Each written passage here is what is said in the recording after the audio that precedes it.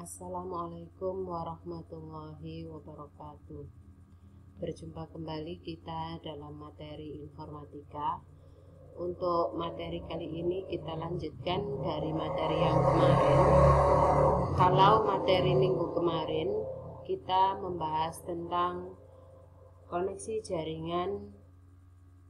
internet menggunakan jaringan berkabel. Untuk saat ini kita masuk pada materi lanjutan, yaitu koneksi internet menggunakan jaringan nirkabel. Jaringan nirkabel itu berarti menggunakan jaringan tanpa kabel. Nah, di sini jenis-jenis jaringan tanpa kabel jika didasarkan pada jangkauannya itu terbagi menjadi 4. Yang pertama yaitu wireless PAN atau WPAN. Yang kedua yaitu wireless LAN, yang ketiga wireless MAN, dan yang keempat wireless WAN. Untuk PAN, LAN, MAN, WAN yang menggunakan kabel itu sudah kita bahas pada materi di bab 1. Nah, ini yang kita bahas kali ini yaitu yang menggunakan tanpa kabel. Ya. Untuk di buku ajarnya kalian bisa buka pada buku ajar halaman 32. Jadi, pembagian jaringan tanpa kabel berdasar jangkauannya itu dibagi menjadi 4, yaitu WPAN, WLAN, WMAN, dan W1. W itu singkatan dari wireless. Kita lanjutkan anak-anak. Masuk pada yang pertama, yaitu wireless PAN. Ciri-cirinya, perangkatnya itu menggunakan pemancar, ya, menggunakan pemancar. Nah, pemancarnya itu biasanya yang digunakan adalah Bluetooth atau infrared. Ini contohnya anak-anak. Kalau dia Bluetooth itu jangkauannya bisa mencapai berkisar 12 inci, ya, 12 inch. Bluetooth itu jangkauannya agak jauh, ya. Kemudian perangkat pemancar yang kedua yaitu infrared. Nah, kalau infrared itu jangkauannya lebih pendek, ya, itu. Jadi ini contoh wireless PAN, ya, wireless PAN, ya, ini. Jadi dia tanpa menggunakan kabel, tetapi dia menggunakan Bluetooth atau infrared. Nah, yang kedua, contoh yang kedua yaitu wireless LAN, local area network, ya, tetapi ini yang tanpa kabel. Contohnya, ciri-cirinya dia membutuhkan access point atau hub atau router. Ini sebagai pemancarnya. Butuh access point atau hub atau router. Gambarnya ini di sini. Ini adalah contoh router atau access point atau hub ini. Ya. Kemudian fungsinya apa access point ini? Ya, access point ini berisi transceiver dan antena. Fungsinya untuk mengirimkan dan menerima sinyal dari klien remote. Jangkauannya cukup jauh, ya, bisa mencapai 100 meter. Asalkan tidak terbentur oleh ruang atau tembok, ya. Ini wireless LAN. Yang ketiga yaitu wireless MAN, metropolitan, ya, metropolitan. Alat pemancarnya biasanya menggunakan WMAX tower atau Vibro tower, ya. Letaknya ini contoh WMAX towernya, ya. Dipasang tower seperti ini sehingga jangkauannya lebih jauh, ya. Letaknya pada suatu area metropolitan yaitu antar bangunan. Ini dari gedung yang satu ke gedung yang lain itu sinyalnya masih bisa dijangkau karena dia dipancarkannya menggunakan tower seperti ini. Ya, Jangkauannya bisa mencapai 50 km sampai dengan 60 km. Masuk yang contoh yang keempat, yaitu W1, Wireless WAN, ya, Wide Area Network. Ini sudah menggunakan satelit, sehingga jangkauannya jauh lebih luas. Nah, teknologi yang digunakan biasanya menggunakan teknologi 2G, 3G, maupun 4G. Ya, handphone yang kita gunakan, ya kan, biasanya kan menggunakan teknologi bisa 2G, 3G, maupun 4G. Jelas anak-anak? Langsung kita masuk pada contoh-contoh jaringan nirkabel, ya. Jaringan nirkabel kalau berdasarkan alat yang digunakan itu bisa menggunakan USB, Bluetooth, infrared. Nah, ini yang infrared sama Bluetooth ini yang digunakan untuk jaringan WPAN tadi, ya. Kemudian bisa juga wireless fidelity atau kependekan dari WiFi. Kemudian bisa juga menggunakan wireless broadband atau kependekan dari Vibro. Kemudian bisa juga menggunakan WiMAX, ya, WiMAX.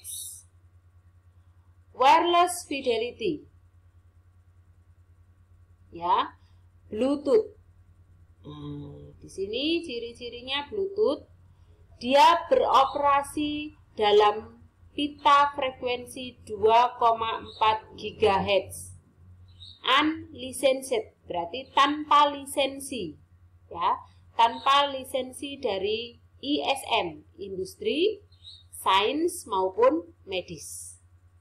Jangkauannya terbatas hanya 10 meter atau 12 inci, ya.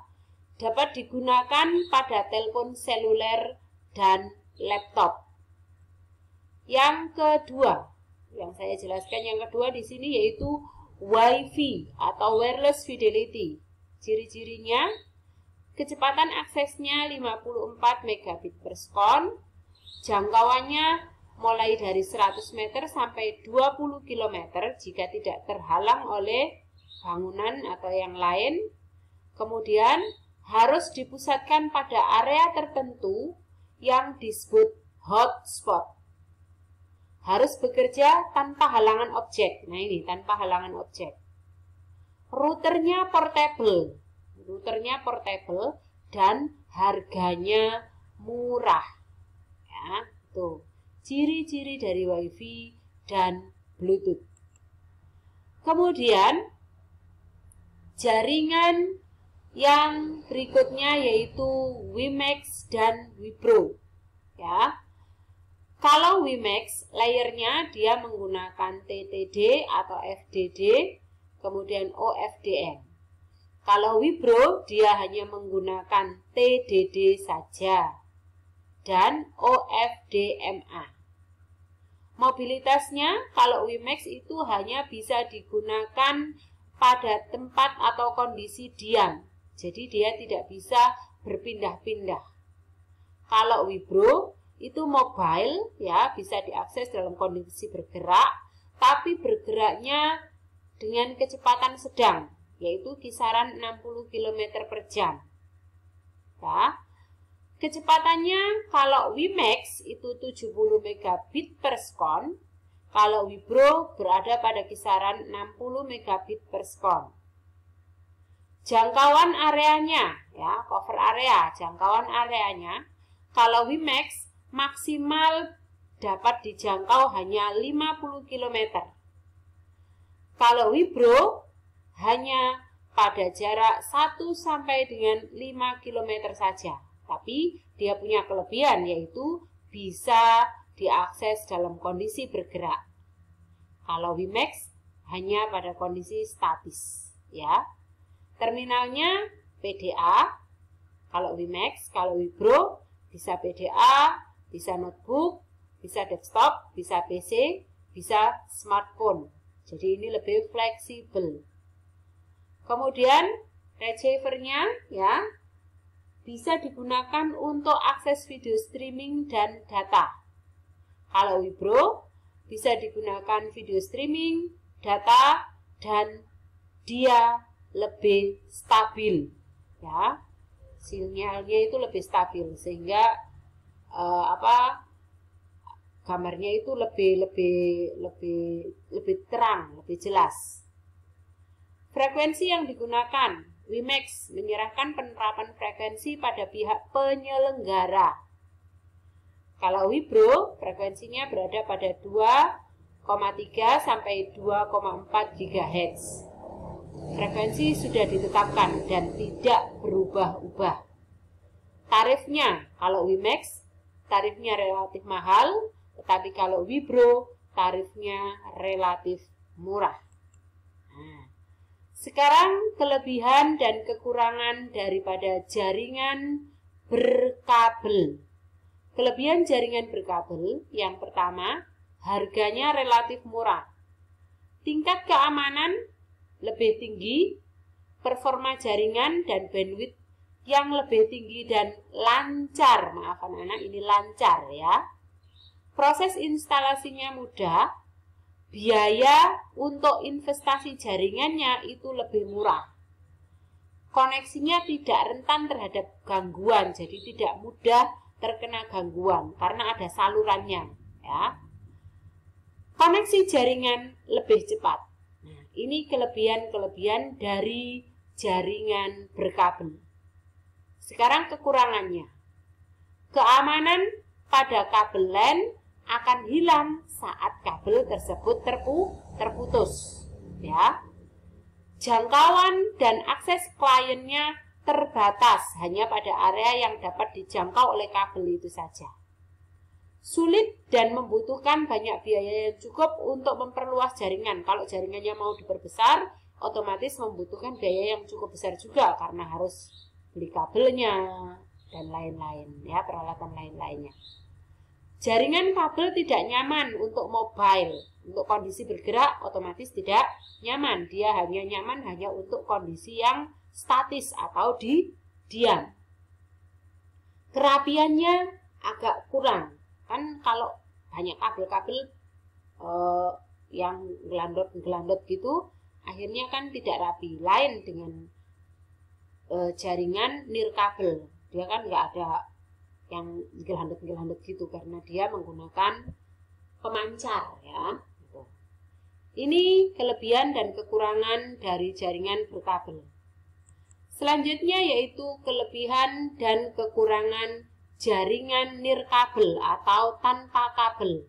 Kelebihannya jangkauannya luas, mudah dan murah untuk direlokasi. Direlokasi itu dipindah-pindah.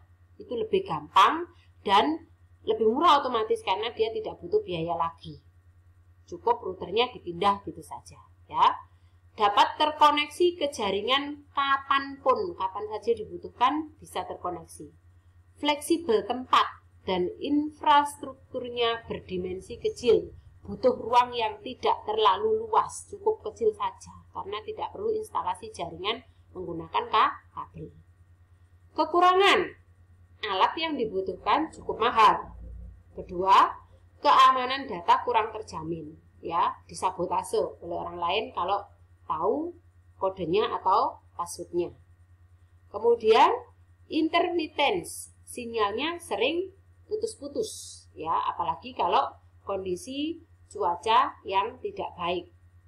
Nah, adanya pengaruh intervensi gelombang elektromagnetik, sehingga jaringan akan terganggu.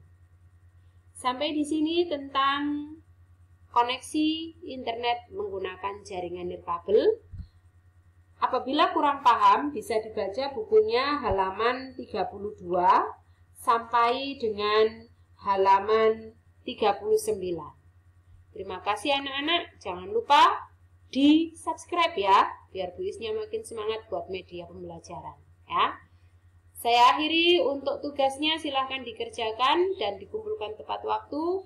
Assalamualaikum warahmatullahi wabarakatuh.